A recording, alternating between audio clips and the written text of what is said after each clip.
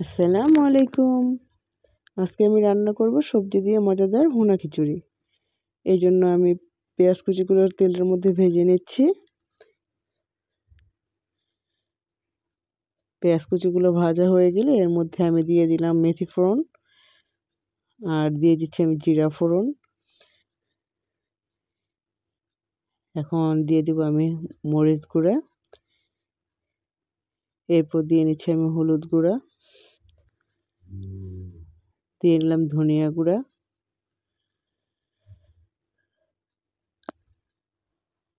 আর দিয়ে নিচ্ছি স্বাদ মতো লবণ, আর দিয়ে নেব আমি আদা রসুন বাটা। এখন মশলাটা ভালো করে আমি কষিয়ে নিচ্ছি।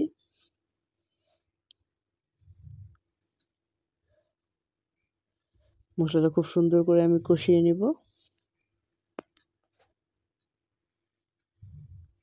মশলাটা ভালো মতো কষানো হয়ে গেলে এখানে আমি চাল আর ডালটা আগে থেকে ধুয়ে নিয়েছিলাম। এখানে আমি আজকে 3 রকমের ডাল নিয়েছি: মুসুরির ডাল, মুগ ডাল, মটর ডাল,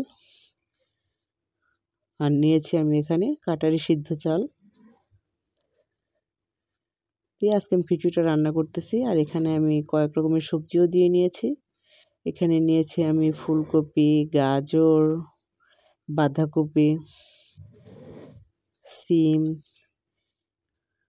এই কয়েকটা সবজি দিয়ে আজকে আমি খিচুড়িটা রান্না করব। এখন সব কিছু খুব ভালো করে আমি এখানে মিশিয়ে নিচ্ছি।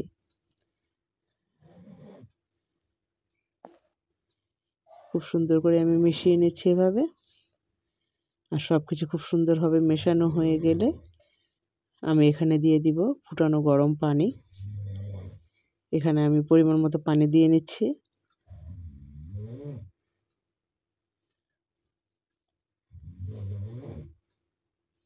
পানিটা দিয়ে খুব ভালো করে আমি নেড়ে চেড়ে নিচ্ছি।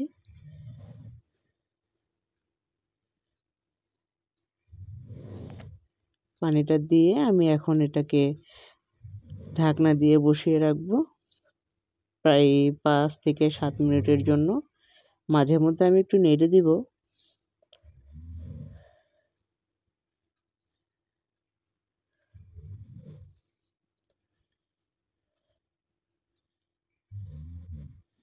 এভাবে কিছুক্ষণ পর পর আমি এটাকে নেড়ে দেব।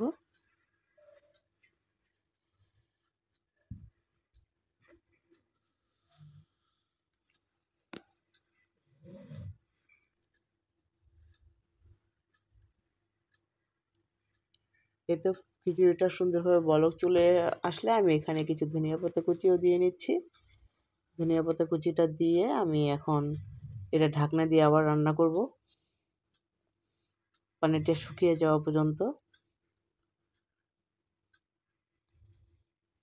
আমি 5 মিনিটের জন্য আবার ঢেকে দিলাম।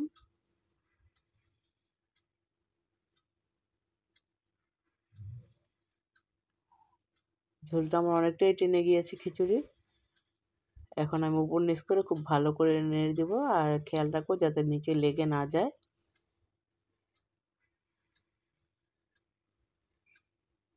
এভাবে করে নেড়ে দিয়ে আমি দমে বসিয়ে রাখবো প্রায় 10 মিনিটের জন্য। নাড়া হয়ে গেলে এখন আমি এটাকে দমে বসিয়ে রাখবো 10 মিনিটের জন্য।